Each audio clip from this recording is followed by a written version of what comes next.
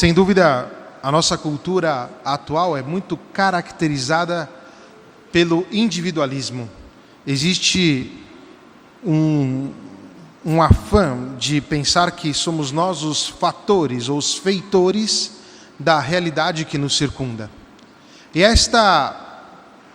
este individualismo, ele tem como característica, exatamente porque o homem pensa de ser aquele que será capaz de fazer o que pensa, a renúncia das próprias raízes, a renúncia da própria tradição.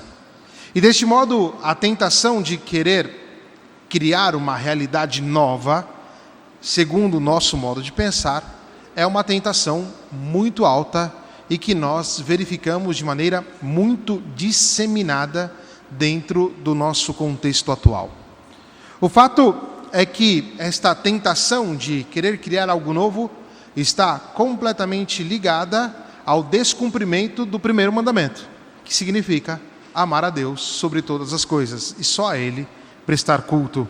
No fundo, o homem quer prestar culto a si mesmo, querendo demonstrar que ele é maior do que Deus. E isso nós vimos acontecer na primeira leitura. Imagina que o rei Davi estava completamente, por assim dizer, triste e preocupado e diz a seguinte frase: os santos dos santos, ou seja, o lugar da manifestação de Deus para o povo de Israel, seria dizer o equivalente ao nosso sacrário, está dentro de uma tenda, e eu, que sou o rei, estou morando em um palácio. À primeira vista, quem olha esta frase do rei Davi pode pensar imediatamente que ele é piedoso. Mas no fundo, esta frase, este sentimento de Davi de pensar, bom, eu estou num palácio enquanto Deus está manifestado dentro de uma tenda, no fundo é um grande orgulho disfarçado de uma piedade que muitas vezes, com cara de inofensiva, destrói a nossa vida. É neste momento então que Deus levanta o profeta Natã e que vai até o rei Davi e faz a seguinte pergunta para Davi. Deus, através do profeta Natã: porventura és tu, Davi, que construirás uma casa para eu habitar? A pergunta de Deus é muito forte. E é exatamente após esta pergunta que nós vamos ver que Deus reconstrói, através do profeta Natã, uma memória. Vai dizer a Davi: olha, quem estava pastoreando lá, quietinho, e quem te tirou do pastoreio e te colocou aqui fui eu. E Deus vai recordar, fazer memória ao rei Davi das maravilhas que aconteceu na vida do próprio Davi e que foi feita exatamente por Deus. Não foi Davi o fator ou o feitor das maravilhas. Deus está acima de Davi e quer viver em comunhão com Davi. O problema é quando Davi quer se colocar acima de Deus. E o que é que muitas vezes nós fazemos também? Nós queremos que a nossa vida de piedade seja assim, assado, de tal modo, para que Deus possa agir. Deus age independentemente do teu modo de pensar. O que se espera para nós é poder ter a capacidade de corresponder à ação de Deus. Quando nós queremos colocar Deus dentro de uma gaiola, nós estamos cometendo, em nome de uma piedade, às vezes até bonitinha, nós estamos cometendo um pecado muito grave. Muito grave porque nós não deixamos Deus falar. Queremos nós sermos os fatores. E por isso, um grande remédio para destruir esta tentação de querer engaiolar Deus é fazer memória daquilo que Deus fez por nós na nossa vida. Em primeira pessoa, fazer memória daquilo que Deus fez por mim. Fazer memória daquilo que Deus fez por você na sua história. E é impressionante que quando nós começamos a observar a nossa história do ponto de vista de Deus, vendo as manifestações de Deus na nossa vida, nós vamos compreender que no fundo, nós não somos fatores nem feitores de nada, nem mesmo da nossa existência. Porque para poder estarmos aqui, nós dependemos de uma ação divina. E só estamos aqui neste momento agora porque Deus está pensando em nós. Porque se Deus parar de pensar em nós, nós simplesmente desaparecemos. Portanto, toda a realidade ela está sustentada em Deus. E querer trocar isso, ou seja, querer criar uma realidade segundo o nosso modo de pensar, é uma tentação muito grave e que acontece muito hoje em dia. Tentação não é o pecado, tá? O pecado é quando nós ativamos isso, ou seja, queremos que o mundo seja segundo aquilo que nós pensamos.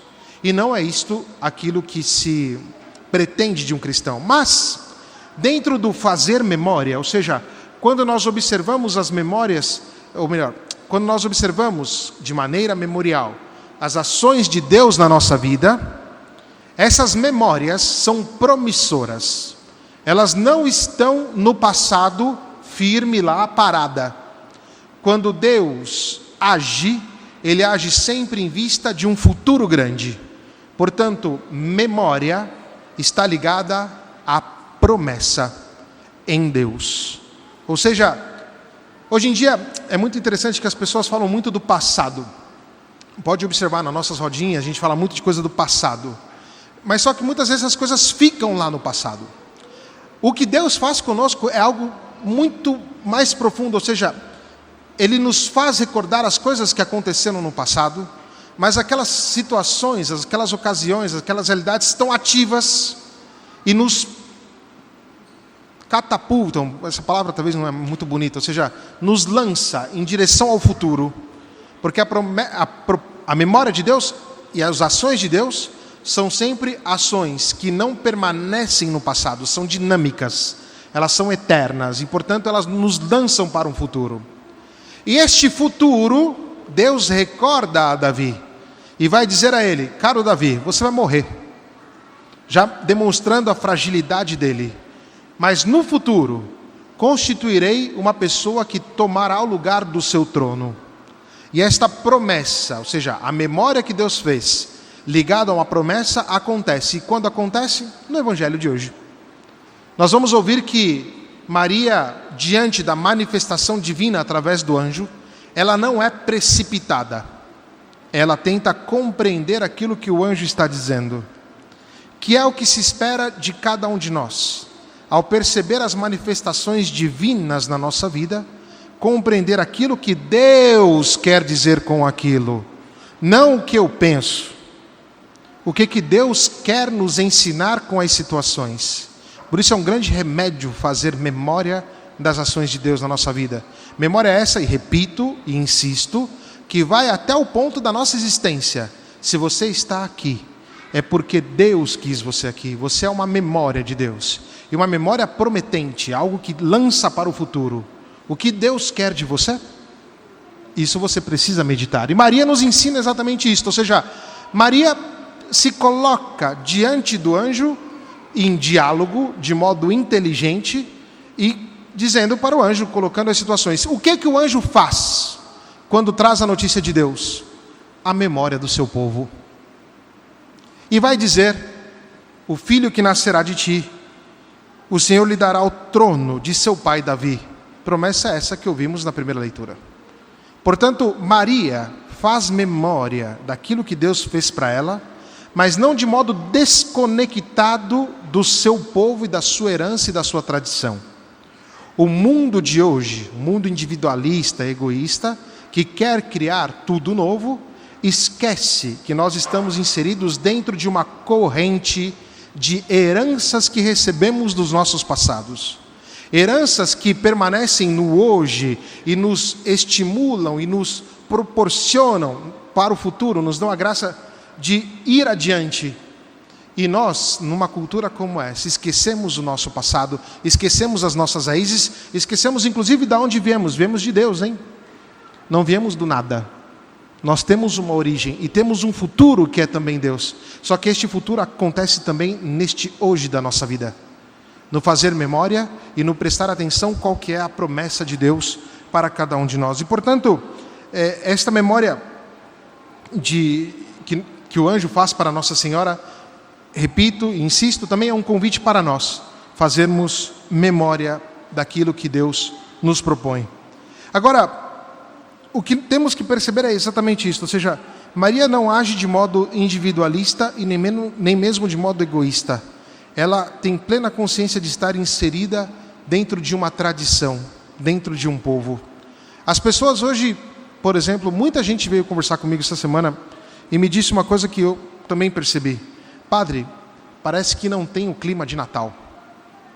Graças a Deus não tem aquele clima de Natal americano, porque o verdadeiro clima de Natal é o fato que Jesus nasceu. E será que vamos aproveitar esta oportunidade deste baixo clima de Natal, de neve, pisca-pisca, não sei o que lá, para redescobrir a promessa de Deus para nós? E qual que é a promessa de Deus para nós? A nossa salvação. Maria não cria nada de novo. E nós também, neste hoje, não somos chamados a criar nada de novo. Nós somos chamados a abraçar uma herança que recebemos. E a herança que nós recebemos, diferentemente dos profetas, dos antigos reis, é o Cristo entre nós. Nós recebemos a plenitude da promessa.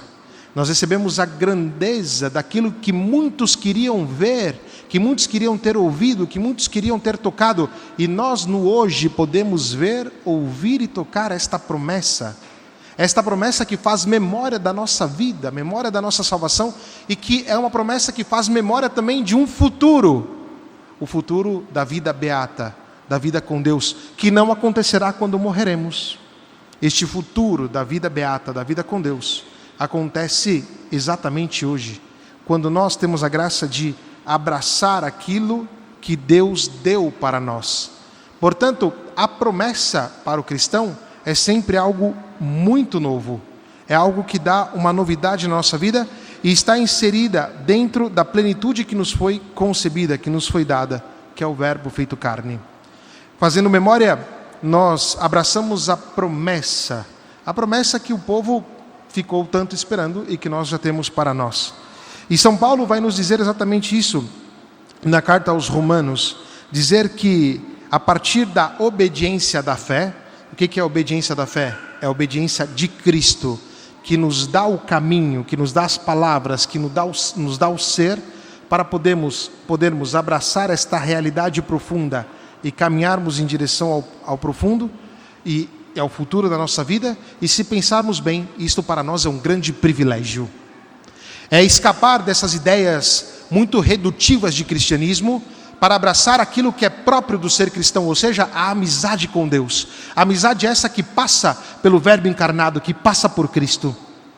A amizade é essa que abre os nossos caminhos, e não que se reduz a meras práticas vazias, com nomes muito bonitos às vezes, e que nós deixamos de lado aquilo que é o essencial, ou seja, a capacidade de um relacionamento profundo com Deus. E sendo para nós um privilégio, nós vivemos dentro de uma tradição que é completa, e que se chama a ser completada na nossa vida, porque a tua existência, que é memória de Deus que nos criou, é memória de Deus hoje que nos aponta a Ele, e é memória de um futuro que acontecerá para cada um de nós. Não é estranho que na oração nós dizemos pela morte e ressurreição do Cristo, alcancemos a glória da ressurreição, porque este é o sentido e esta é a salvação pela qual estamos sendo preparados e para o qual o Cristo veio nos salvar. Por isso, Cristo revela tudo aquilo que nós esperamos para nós e quebra e detona em nós qualquer tentativa de uma vida individualista ou egoísta. Destrói em nós qualquer tentativa de espiritualidades que sejam egoístas, individualistas e com imagens muito delicadas e bonitas de uma coisa que nunca existiu na vida. Aquilo que Deus nos dá em Cristo é sempre algo novo. O chamado nosso é nos colocar dentro desta memória, deste futuro, deste presente, em uma dinâmica que nos coloca dentro da realidade essa que se abre dentro do nosso horizonte e compreenderemos o sentido profundo da nossa existência.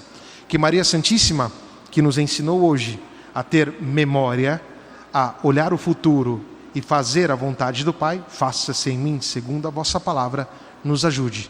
E que nessas últimas horas, para celebrarmos o Natal, podemos nos colocar dispostos a receber o Cristo que está chegando. Que assim seja. Amém.